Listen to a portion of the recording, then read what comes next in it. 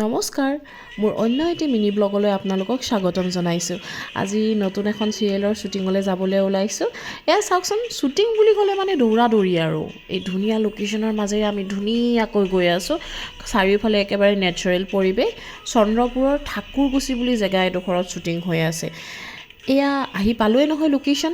চাওকচোন ইমান পৰিপাটিকৈ ৰাখিছে নহয় ঘৰখন, খুব ভাল লাগিছে। আহিয়ে পেট পূজাত লাগি গৈছোঁ। প্ৰথমতে পেট পূজা, তাৰপিছত শ্বুটিং। আৰু এয়া চাওকচোন, মেকআপ কৰিয়ে ল'লোঁ নহয়। মেকআপ আমাৰ শ্বুটিং মানে বেলেগ এটা লোকেশ্যনত আছিলে, সেইকাৰণে স্কুটাৰত বহি বহি একেবাৰে ধুনীয়াকৈ গৈ আছোঁ। এয়া চাওকচোন, ফটোৰ বাবে প'ষ্ট দিছিলোঁ কিন্তু ভিডিঅ'য়ে বনাই দিলে। থেংক ইউ বাৰু ভিডিঅ' বনোৱাৰ কাৰণে। আৰু আপোনালোকক কোৱাই নাই নহয় চিৰিয়েলখনৰ নাম। চিৰিয়েলখনৰ নাম হৈছে এই লগন মধু লগন, স্পন্দন টিভিত দিয়ে। আজিলৈ ইমানেই। আপোনালোকক আকৌ লগ পাম নেক্সট মিনি ব্লগত।